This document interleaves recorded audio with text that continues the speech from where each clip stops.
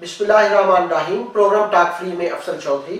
मेरे साथ आज जो मेहमान है शाकिर कुरैशी साहब, मुस्लिम लीग नवाज के मीडिया सेक्रेटरी हैं यूके के अंदर। दूसरे मेरे मेहमान हैं प्रोफेसर डॉक्टर साकिब साहब, जो यूके के अंदर पिछले 15 साल से मुकीम हैं। दोनों मेहमानों को मैं अपने प्रोग्राम के अंदर खुश आमदीद कहता हूँ। प्रोग्राम हम शुरू करेंगे शाकिर कुरैशी साहब से। शाकिर कुरैशी साहब, आज सानिया सफूरा का जो मास्टरमाइंड था वो गिरफ्तार हो गया है। सबीना महमूद का जो कातिल था वो भी गिरफ्तार हो गया है। वज़ीर दाखिला चौधरी निसार साहब का बयान आ गया है कि उनके मास्टरमाइंड गिरफ्तार हो गए हैं। लेकिन कौम ये सवाल कर रही है कि पहले बहुत सारे मास्टरमाइंड जो थे वो गिरफ्तार हुए, उनके जो सहूलतकार थे, उनके जो फाइनेंसर थे, उनको जिन पार्टीज की सपोर्ट थी, उनको क्या कैफरे किरदार तक पहुंचाया गया, या ये जो मास्टरमाइंड अभी गिरफ्तार हुए हैं क्या ये भी रवायती मास्टरमाइंड की तरह इनका भी अंजाम होगा या इनको कैफरे किरदार तक पहुंचाया जाएगा? जी बिस्मिल्लाहिर्रहमानिर्रहीम। जनाब चौधरी साहब, बहुत शुक्रिया आपका, लाइव टीवी का भी शुक्रिया। देखिए, अभी फौरी तौर पे 4 दिन पहले 5 दिन पहले जो वाक़या हुआ उसके जो कल्प्रिट थे 6 में से 4 गिरफ्तार हो गए।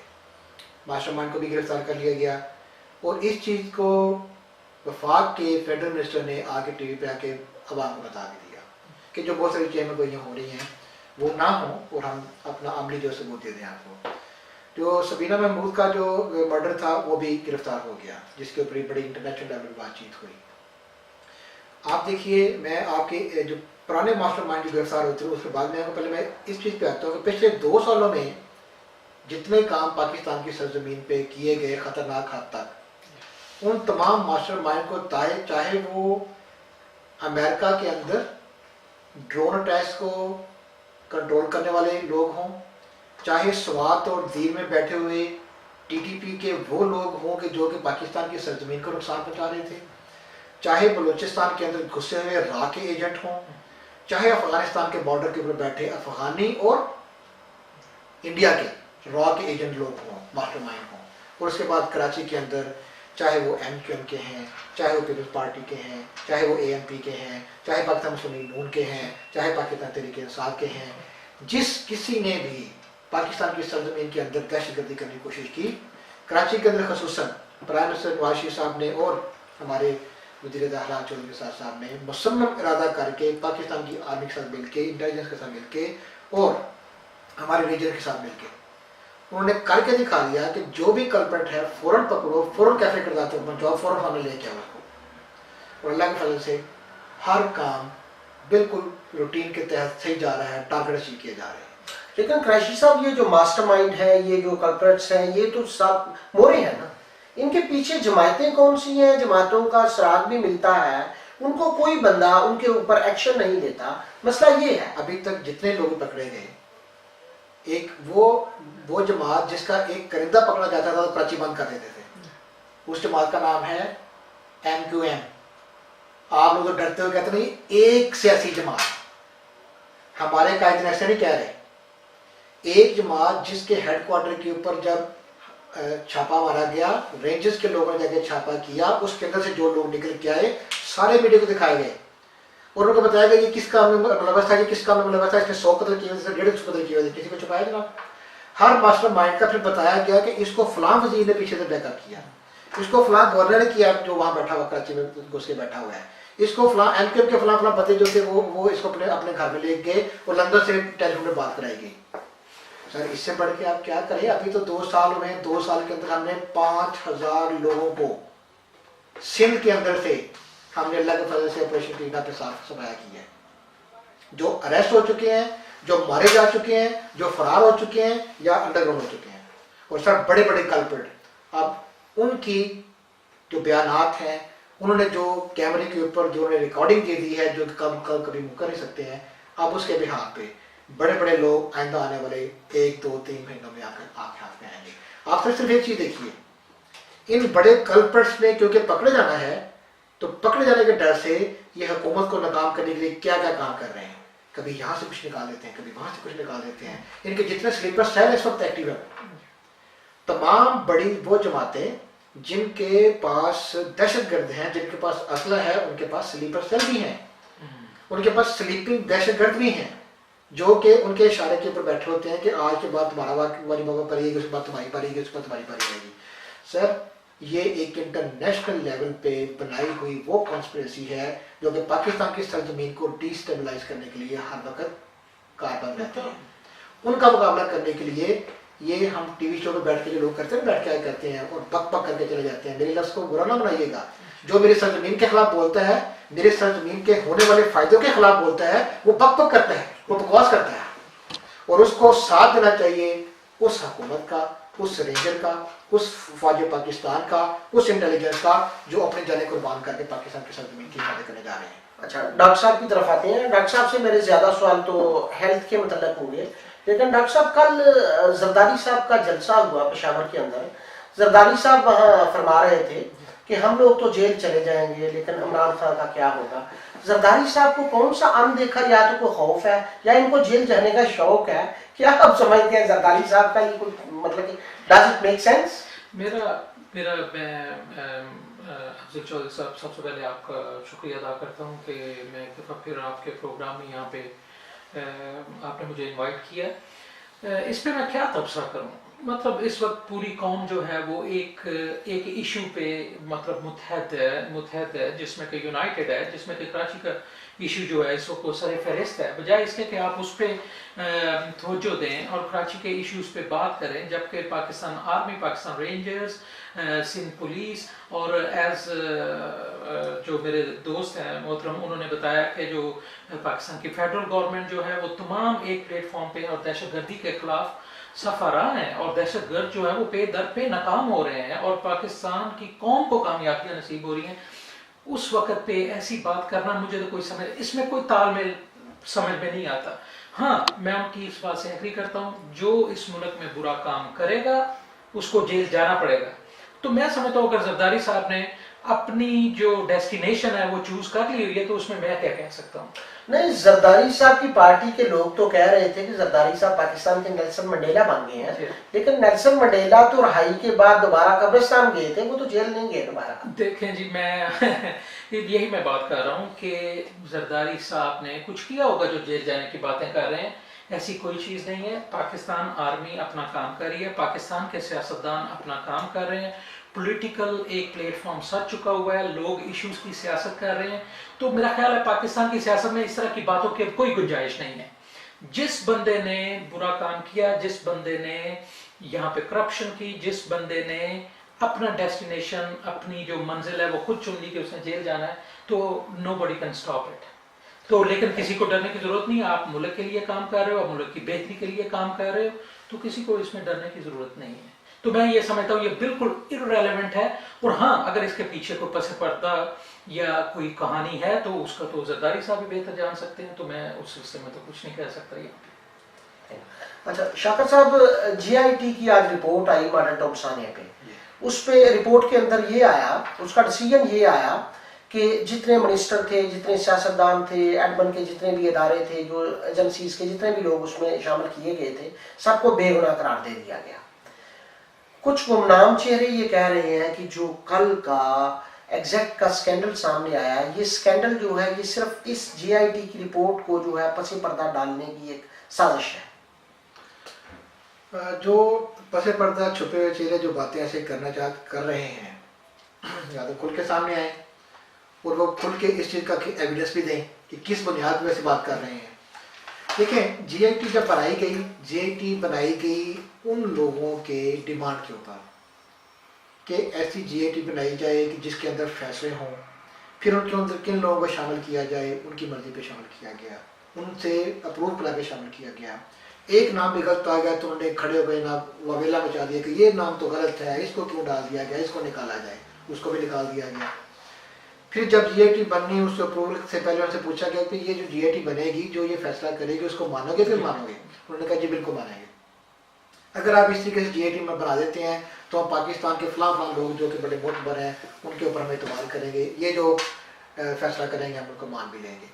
जब ये भी आपने कह दिया मान लेंगे, अब उस जीआईटी रिपोर्ट ने सारे पिछले इतने 4-5-6 महीने की तहकीक करने के बाद अगर वो आपको फैसला दिया, आवाम के सामने फैसला लेके आए, तो फिर आप कम से कम अपना जो वादा आपने किया वो तो पूरा कर दें। एक चीज़। दूसरी चीज़ मुझे आप ये बताएं, वो जो कनाडा से आए थे वो जो कनाडा से आए थे, और कनाडा से आने से पहले उन्होंने कनाडा से जो उन्होंने नशरियाती अदारों के ऊपर, अपने सोशल मीडिया के ऊपर उन्होंने कहा था पीछे मत हटना।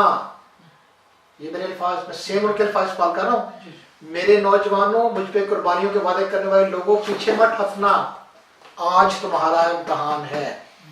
ये लोग जो बेरी उठाने के लिए जा रहे हैं, खून बह जाए तो बह जाए, इनको उठाने मत देना।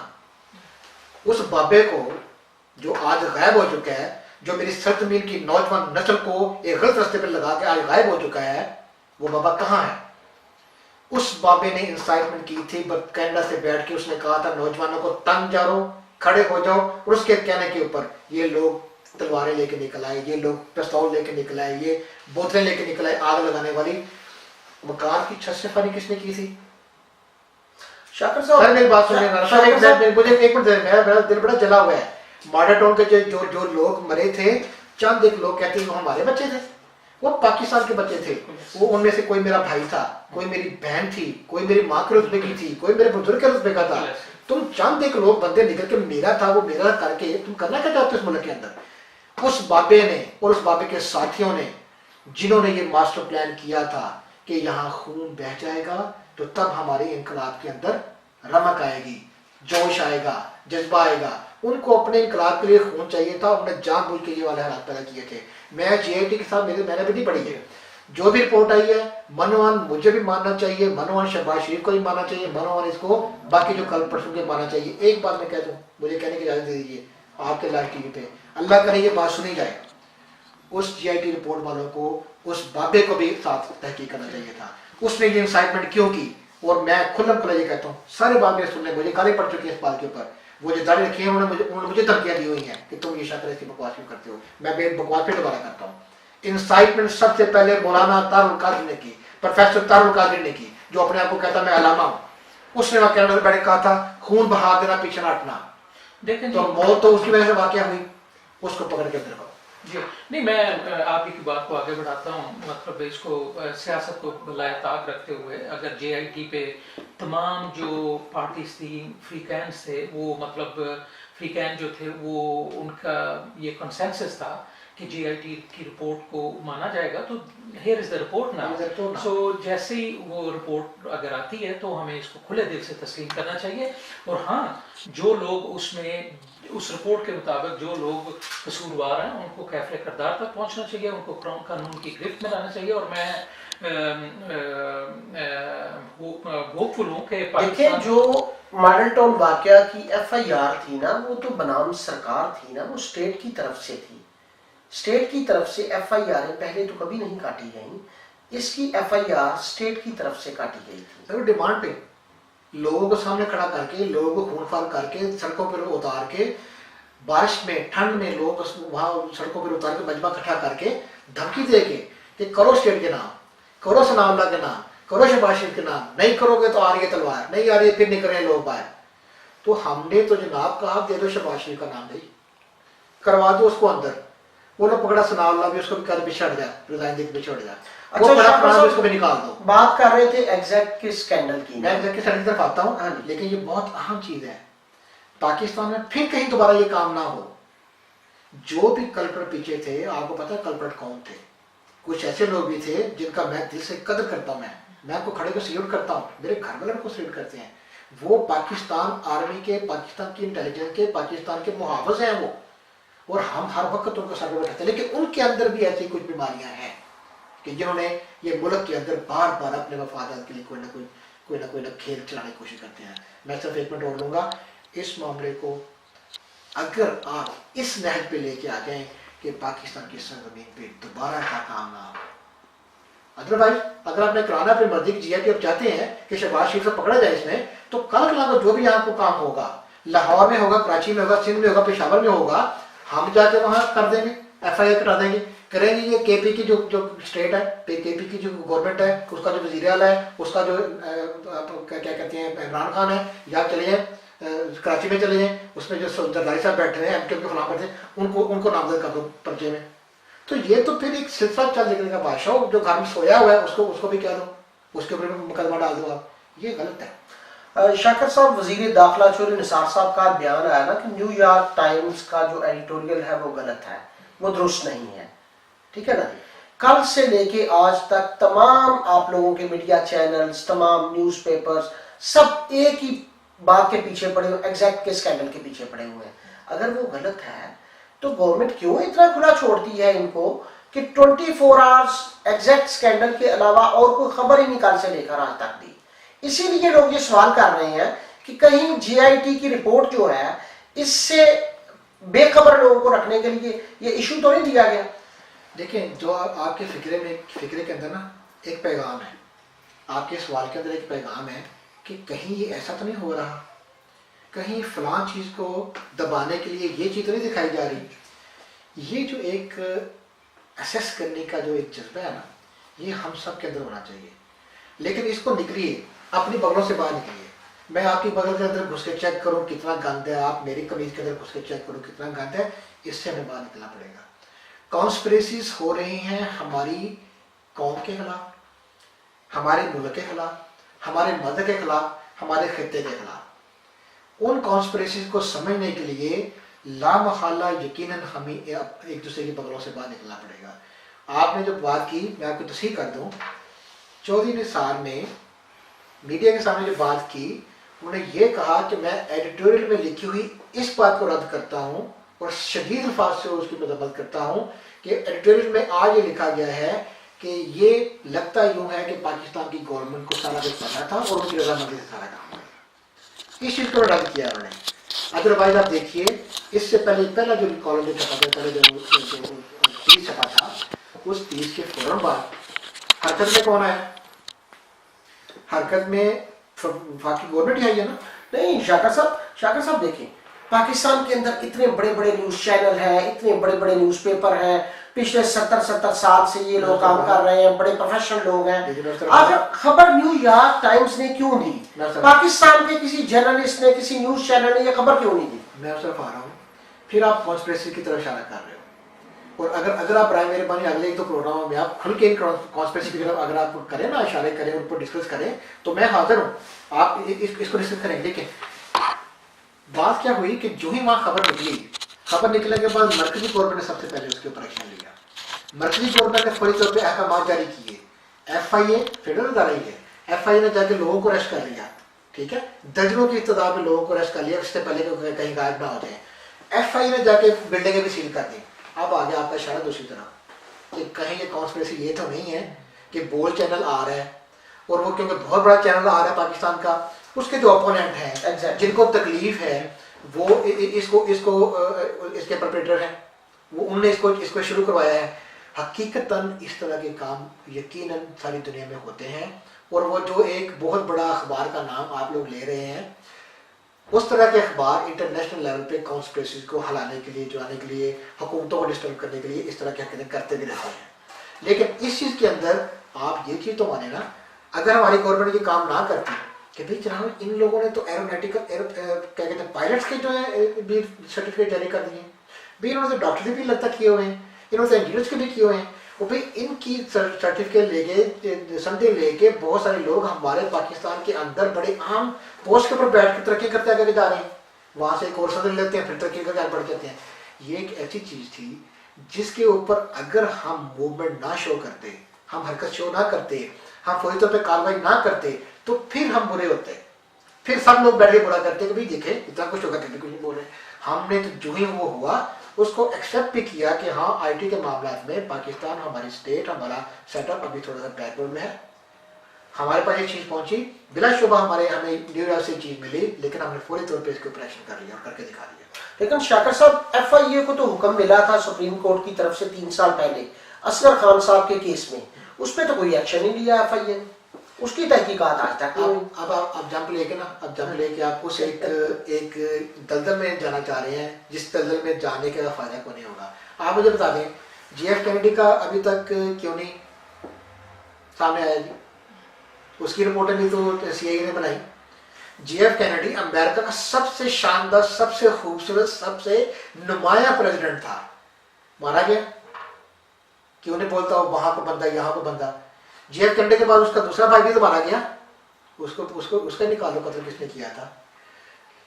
कायद आजम का वाक़या जो हुआ, उनके साथ जिस तरीके से रोड के ऊपर जाती करके किया गया, आपके जो लियाकत अली खान के साथ जो कुछ हो गया, आपके साथ नेबरिंग कंट्री में जो आपके थे वो अपना गांधी जी के साथ जो हो गया, हुआ, ये वो चीज़ें हैं जो कि बहुत बड़े लेवल की कॉन्स्पिरेसी होती हैं, उसके अंदर बहुत सी चीज़ें निकल आती हैं। स्टेट उनके ऊपर जिस हद तक कार्रवाई करनी होती है कर देती है, बाकी चीज़ों को छुपा कर रख दिया जाता है। उसमें उसकी बहुत सारी वजूहत होती हैं। नेशनल सिक्योरिटीज में होते हैं, हमारी कौम का, हमारी मिल्लत का, हमारे मुल्क की बदनामी का सिलसिला भी चीज़ होती है।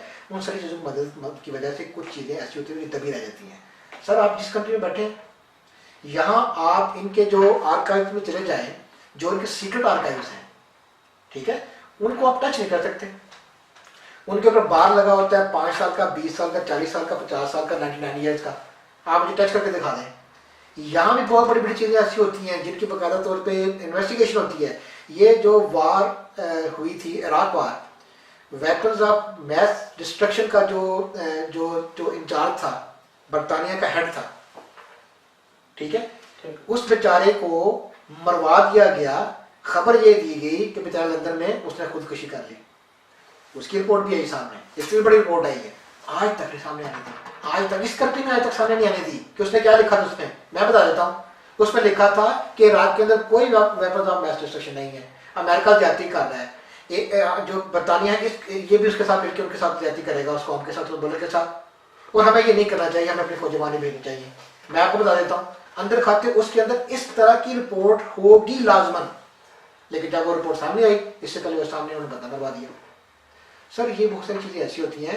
अब जब जिस बंदे की तरफ आप इशारा कर रहे हैं, जिस रिपोर्ट की तरफ आप इशारा कर रहे हैं, उस रिपोर्ट को कई दफ़ा वक्तन मुख्तलिफ मौकों के ऊपर उसको खोल के उसके ऊपर डिस्कस कर दिया गया, उसके ऊपर ड्रामाबाजी कर ली गई, लेकिन उसमें से निकला कुछ नहीं।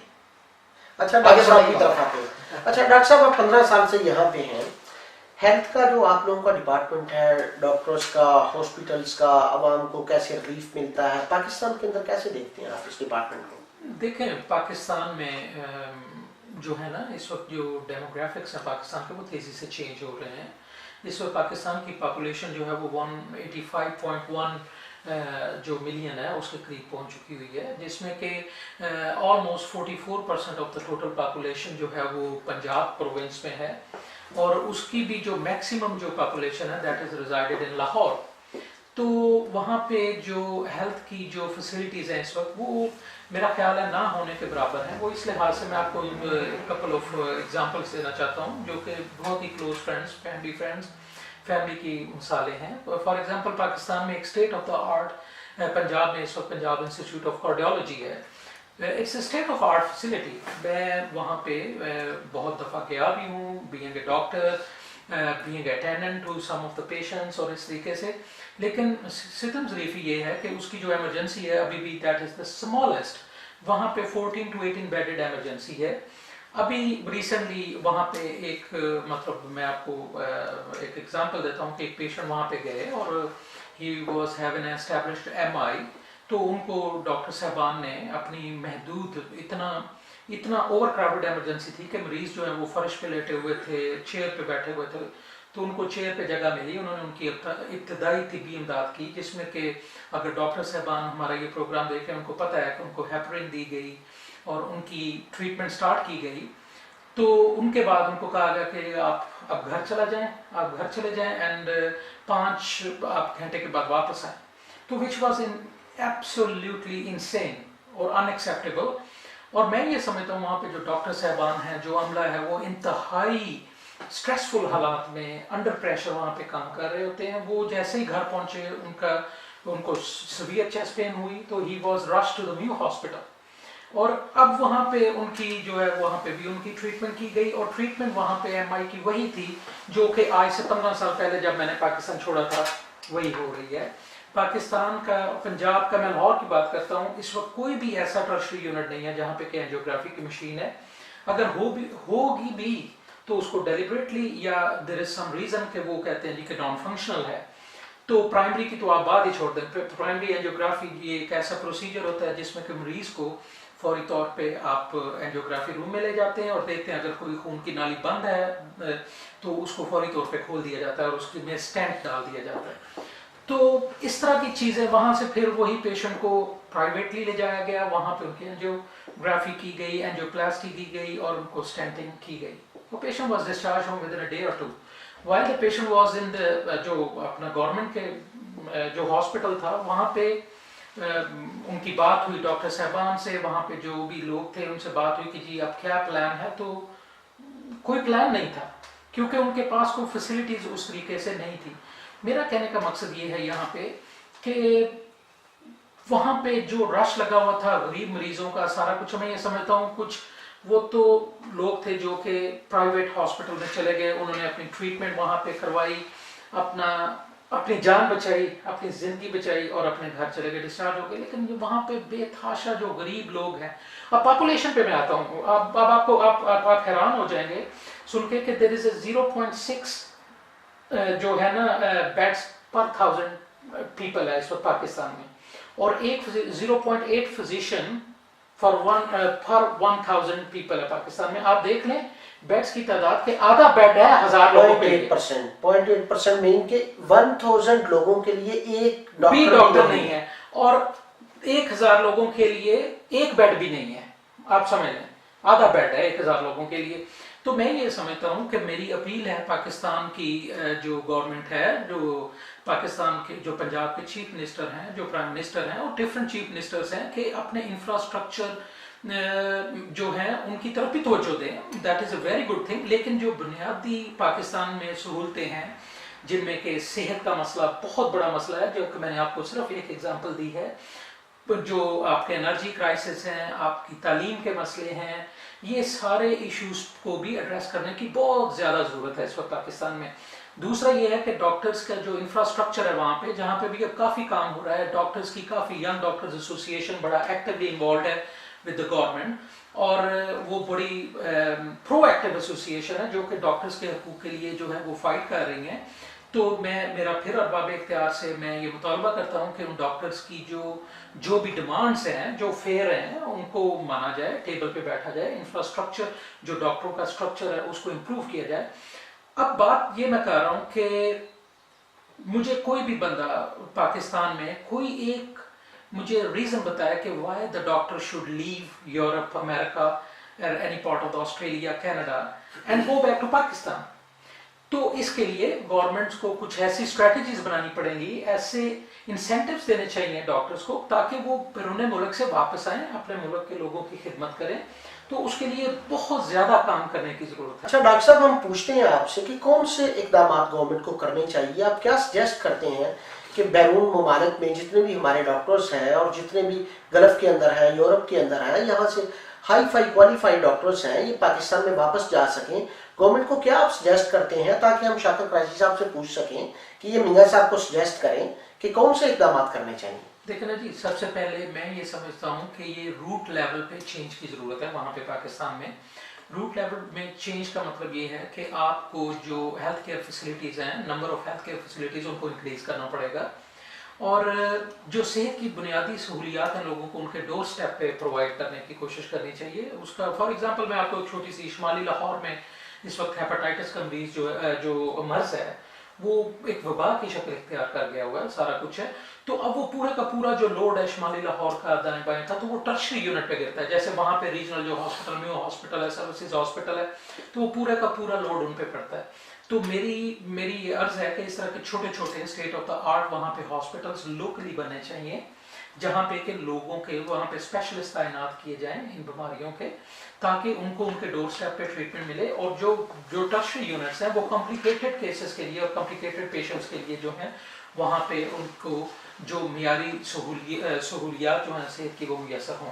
और डॉक्टर्स का, once again I come back to your question, कि डॉक्टर्स को वापस लाने का एक ही तरीका है कि वहाँ पे जो डॉक्टर्स का जो स्ट्रक्चर है, सर्विस स्ट्रक्चर है, उसको बहाल किया जाए और उसकी तरफ बड़ी संजीदगी से बैठ के उस पर वर्कअप किया जाए। वहाँ पे बहुत बड़े बड़े सीनियर ब्रेन्स हैं, they are in the government, they are in the opposition, बड़े बड़े अच्छे डॉक्टर्स हैं जो कि सब ने पूरी दुनिया में काम किया हुआ है।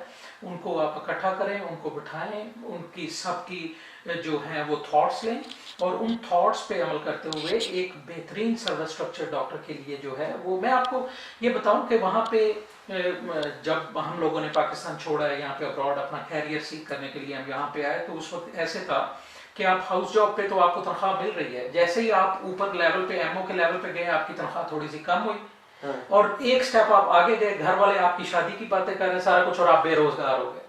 सो दिस वाज अ स्ट्रक्चर। जी शाकर साहब, आप डॉक्टर साहब की बातें सुन रहे थे, बड़ी वैलिड बातें थी। आप क्या समझते हैं, आपकी गवर्नमेंट को इसमें कोई कुछ करना चाहिए, या गवर्नमेंट को बस अपना पुलों के अंदर और रोड्स के अंदर और ये बस सर्विस, ट्रेन सर्विस, इससे हटके कुछ हेल्थ के ऊपर, एजुकेशन के ऊपर भी कुछ करना चाहिए? देखिए, बड़ी खूबसूरत बातें डॉक्टर साहब ने जो दी हैं, और बल्कि मैं तो यहाँ तक भी चाहूँगा और आपके ज़रिए रिक्वेस्ट भी करूँगा कि अगर कोई सर्विस स्ट्रक्चर के बारे में या हॉस्पिटल्स के बारे में कुछ ऐसा कोई प्लान भी अगर बना के ये दे सकते हैं, तो वफाकी लेवल पे भी, सूबाई लेवल पे भी हमारे जो कायदीन हैं वो उनको अप्रिशिएट करेंगे इंशाल्लाह। जहाँ तक आपने बातें की ना, मैं बाकी बातों की तरफ आने से पहले एक बात आप कर दूँ कि यहाँ से जो पाकिस्तान छोड़ के जो डॉक्टर फॉरेन कंट्रीज में जा चुके हैं, जो सेटल हो चुके हैं अपनी फैमिलीज को लेके, फिर एक्सपीरियंस के साथ साथ उनकी उन हॉस्पिटल के अंदर उनकी बड़ी अच्छी एक क्या कहते हैं मुकाम उनको मिल चुका है, वो लोग तो वापस नहीं जाएंगे, और ना ही आप उन्हें वापस बुलाएं आप, क्योंकि उनके बच्चे, उनकी फैमिलीज, वो जो लेवल ज़िंदगी का वो एंजॉय कर रहे हैं, वो वहाँ तक वापस जाकर मिलेगा नहीं उनको, तो उनके साथ भी आती है। तो ये तो सवाल सेम उस तरीके से हो गया ना कि जैसे वो पाकिस्तान के अंदर बड़ी मशहूर ही बात कि सियासतदान पाकिस्तान से बाहर जो तो अपना सरमाया तो पैसा लेके वापस लेके आए, तो नहीं लेके आएंगे वो, कोई भी हो वो नहीं लेके आएंगे, वो स्टेप से गुजर चुके हैं। वो अपना शाकिर साहब, हमारी गवर्नमेंट अगर सर्कमस्टेंसेस पैदा कर दे, नहीं होंगे। मैं आपको इसका जवाब देता हूँ, मैं उसको जवाब देता हूँ कि हमारे पास इस वक्त पाकिस्तान के अंदर डॉक्टरों की बेशुमार तादाद मौजूद है, सीनियर लेवल पे भी, मिडिल लेवल के भी और जूनियर लेवल के भी, और अंदर आने वाली खेप जो है ना, हर साल वहाँ से डॉक्टर निकल रहे हैं, हम उनको पैट्रनाइज करते हैं।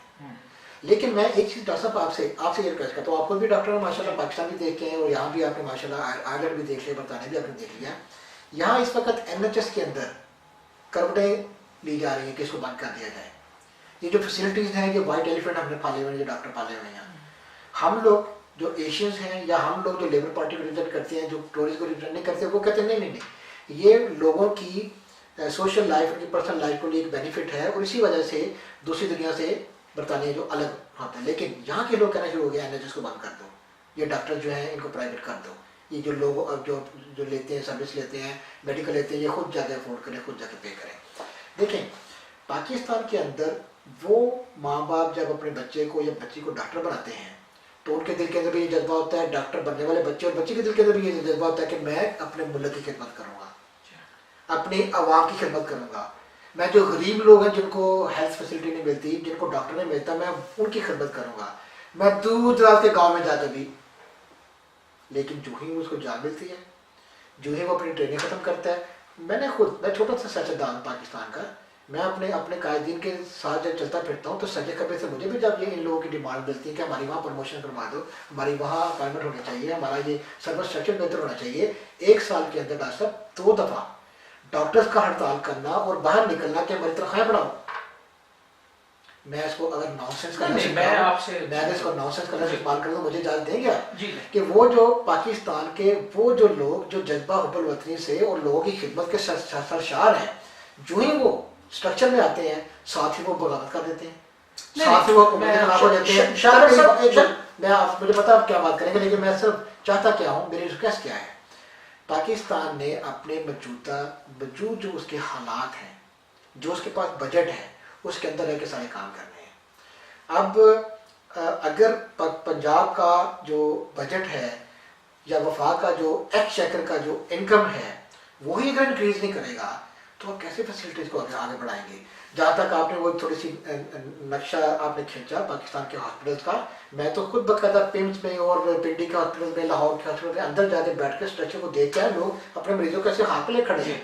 लेकिन इन चीज़ों को देख के वज़ीर-ए-आज़म नवाज शरीफ की आंखों से भी आंसू बहते हैं, शहबाज शरीफ साहब की आंखों से भी आंसू बहते हैं, और वो बाकायदा कहते हैं, अपने महफिल में कहते हैं कि मेरा अगला टारगेट सबसे पहले पंजाब के और पाकिस्तान का ये जो है कानून की गिरफ्त जो हालात हैं इनको ठीक करना, ये मुझसे ठीक नहीं हो पा रहे, थाना कल्चर मुझसे ठीक नहीं हो पा रहा, वो खुद कहते हैं, और कहते हैं मैं चाहता हूँ कि जल्द ठीक हो जाए, उसके बाद हेल्थ और एजुकेशन, ये 3 चीज़ें उन्होंने टॉप पे लिखी हुई हैं। इंशाल्लाह अनकरीब ये मामले भी ठीक होंगे। हमें पाकिस्तान को सांस आने की देने की ज़रूरत है। ये जो बड़ी बड़ी इन्वेस्टमेंट्स आ रही हैं, इन बड़ी इन्वेस्टमेंट्स के साथ पाकिस्तान का एक्सचेकर इनकम इंक्रीज होगा।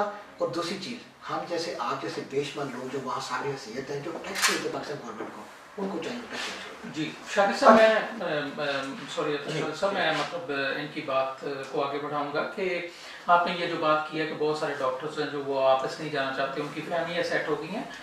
इशू ये नहीं है, बिल्कुल भी ये नहीं है। मैं इसको, आप अगर एक सियासतदान की तरह से देखेंगे तो ये this could be an issue, but मैं आपको पर्सनल एक्सपीरियंस है और अपने तमाम जो करीबी ताल्लुक वाले हैं सबके एक्सपीरियंस ऐसे है कि पाकिस्तान में इस वक्त जो हेल्थ फैसिलिटीज़ हैं, जो सर्विस स्ट्रक्चर है, दैट इज़ नॉट इनफ। तो मैं वही कह रहा हूँ कि रूट कॉज को पकड़ना चाहिए और लोगों को इस इंसेंटिव देना चाहिए कि ये पाकिस्तान में वापस आए। We have to sit down on a table to make a plan to make it happen. तो वो कैसे हो गए? अगर हम यही समझ लें कि ये लोग तो वापस नहीं आएंगे, तो ये बिल्कुल ठीक भी बात नहीं है। Everybody wants to go back, maybe few don't want, maybe 50% don't want to go back, वो उनका अपना पर्सनल इशू है। दूसरी बात जो आपने की कि जो है पाकिस्तान पंजाब का बजट, ये वो मैं उस बात पे आता हूँ कि पाकिस्तान को इस वक्त जो है, मेरा अरबाब इख्तियार जो हमारी गवर्नमेंट के हैं, जो हमारे चीफ मिनिस्टर, प्राइम मिनिस्टर्स, हमारे जो भी गुजरा हैं, मेरी उनसे रिक्वेस्ट है कि पाकिस्तान को सेहत की बुनियादी सहूलतों की इस वक्त ज़रूरत है, ना कि हमें लंबी लंबी मोटरवेज की ज़रूरत है, हमें अंडरपासेस की ज़रूरत है, हमें अंडरग्राउंड्स की ज़रूरत है। तो मैं ये, वो भी पाकिस्तान की तरक्की के लिए बहुत इंपॉर्टेंट है, लेकिन सेहत, जैसा कि शाकिर साहब ने बताया कि इनके कायद जो हैं वो रोते भी हैं और उनके दिल में दर्द भी है। मैं बिल्कुल मानता हूँ, बिल्कुल होगा। हर बंदा जिसके सीने में दिल है वो ये कंडीशंस बर्दाश्त नहीं कर सकता। तो क्यों ना हम उन बुनियादी सेहत की सहूलतों पे या उन बुनियादी ज़रूरियात पे तवज्जो दें, रादर दैन टू बी कि आप बड़े बड़े मंसूबों पे इतना अपना पूरा बजट वहाँ पे खर्च कर दें। और डॉक्टर्स जो हैं, डॉक्टर्स का सर्विस स्ट्रक्चर जब तक बहाल नहीं होगा, मैं समझता हूँ कि पाकिस्तान से डॉक्टर इसी तरीके से अब्रॉड जाते रहेंगे और वहाँ जाके अपना कैरियर सीख करेंगे। और all you need is couple of years abroad. जब आप, अच्छा शाकिर साहब आते हैं अभी जुडिशियल कमीशन मैं एक बात जवाब देना चाहता हूँ पूरी तौर पे, क्योंकि ये देखें, यंग डॉक्टर एसोसिएशन की डिमांड्स अगर आप तक पहुँची हुई हैं, अगर आप उनको बार बार रिपीट कर रहे हैं, तो वो हमारे पास नहीं है, ठीक है। उसके ऊपर गवर्नमेंट और खासतौर पर पंजाब की गवर्नमेंट बड़े सीरियसली उसके ऊपर काम कर रही है। और अल्लाह के फजल से हर दफा शहबाज साहब सारी बातें उनकी मान लेते हैं, एक दो नहीं, सारी बातें उनकी मान लेते हैं। लेकिन साल में 2 दफ़ा ये भी जाती है। एक चीज़ आपने कहा कि यहाँ से पाकिस्तान से जाने वाले लोग जाएंगे, जरूर जाएंगे। आपने कहा 50% ज़रूर जाएंगे, 50% इनकार कर देंगे, बाकी 50% वहाँ जहाँ जाएंगे वहाँ बेचारे अनफिट होकर वापस आ जाएंगे।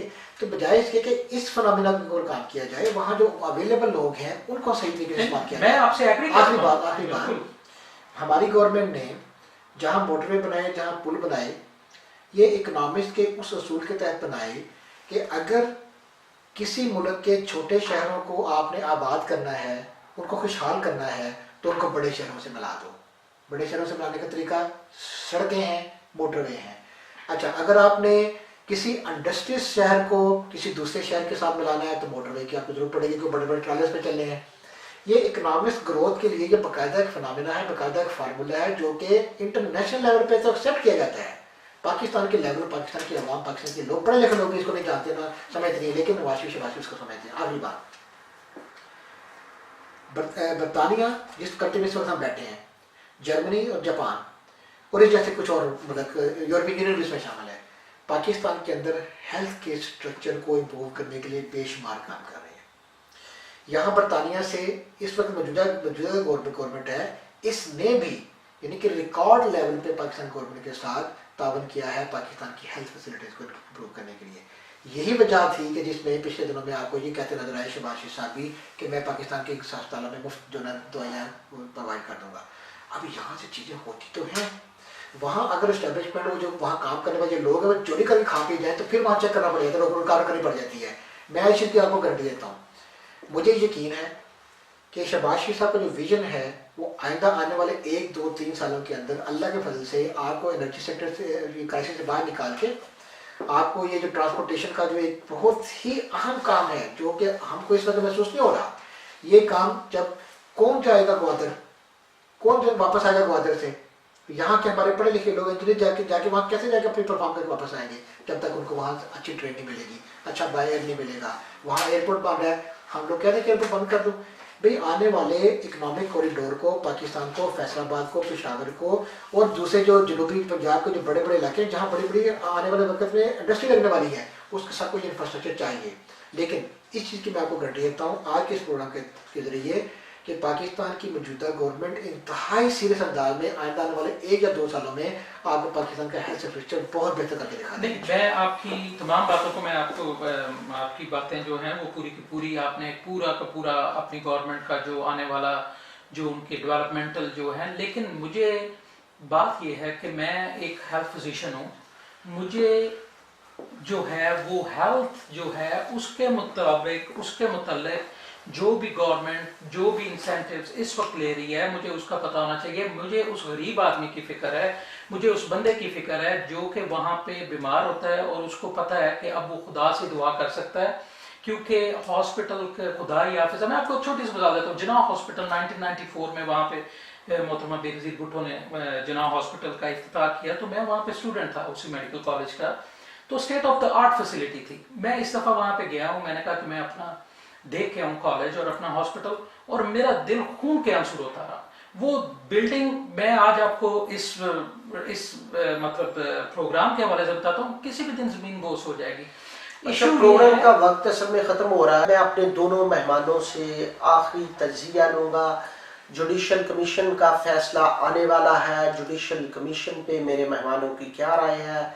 उसके अलावा आज जो यूनाइटेड मुस्लिम लीग बनी है, परवेज़ मुशर्रफ साहब उसके चेयरमैन बने हैं, चौधरी शजायत साहब की कोशिशों से, चौधरी शजायत साहब, पीर पगाड़ा साहब और परवेज़ मुशर्रफ साहब की जो मुस्लिम लीग बनी है, यूनाइटेड मुस्लिम लीग, इस पे दोनों मेहमानों का तबसरा लूँगा।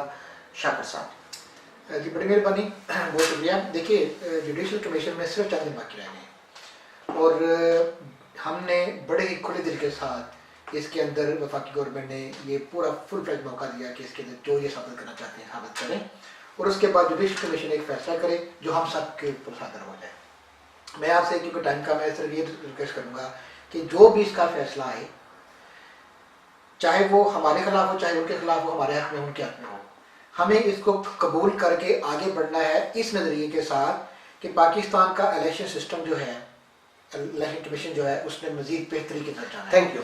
एक अच्छा वो आपने जो कहा वो दूसरा बड़ा फार्मूला, हाँ, इलेक्शन कमीशन का नतीजा आने के बाद कहीं ये ना हो कि इसके अंदर से भी एक पप्पू निकले और सारे को पप्पू के पीछे ढूंढते रहे, पप्पू को था कौन, के ये काम समय जो हुआ, जो आखिर हुआ कि ये कंटेनर सजा क्यों, ये भी फैसला इसका होना चाहिए। आपने कहा कि ये जो एक बन गया है नया सियासी इत्तेहाद बनने चाहिए, मुल्क की सियासत के लिए फ़ायदेमंद है लेकिन बने सेहतमंद, और इस इत्तेहाद वालों को मेरी एक रिक्वेस्ट है कि शेख रशीद को बुला लें प्लीज़। डॉक्टर साहब आप क्या कहेंगे? जुडिशल कमीशन का फैसला जो है वो पूरी कौम को खुले दिल से तस्लीम करना चाहिए। इस फैसले को पूरी कौम की नज़रें इस वक्त जुडिशल कमीशन पे लगी हुई हैं और मैं उम्मीद करता हूँ कि जुडिशल कमीशन का जो फैसला है वो हम सब जो है वो उस पर सेटिस्फाइड होंगे इंशाल्लाह। और क्योंकि पूरी कौम का जो इस वक्त जो मुस्तकबिल है, जो फ्यूचर है पाकिस्तानी कौम का, वो depends on this judicial commission ना।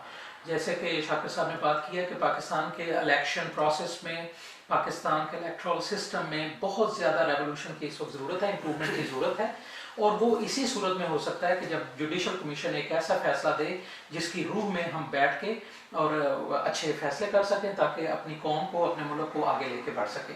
As well as your second question is concern, तो मैं ये समझता हूँ इस तरह के इत्तेहाद के बनने या टूटने से कोई फ़र्क नहीं पड़ता। इस वक्त इश्यूज़ की सियासत होगी, अवाम में अवेयरनेस आ चुकी है, अवाम जो है वो कारकर्दगी की बुनियाद पर वोट देंगे। किसी इस सियासी इत्तेहाद का अगर किसी को फ़ायदा होगा, अगर ये पाकिस्तान की कौम के लिए, पाकिस्तान के लिए कुछ बेहतर इन्होंने किया होगा या करने का इरादा होगा, तो उसकी बेस पे इनको वोट मिलेंगे, वरना इन इत्तेहाद की, इस तरह के इत्तेहादों की मेरी नज़र में कोई अहमियत नहीं है। प्रोग्राम टॉक फ्री में डॉक्टर साकिब साहब का बहुत शुक्रिया, शाकिर क्रैशी साहब का बहुत शुक्रिया, दोनों का मशकूर हूँ। अफसर चौधरी को इजाज़त दें। अल्लाह हाफ़िज़।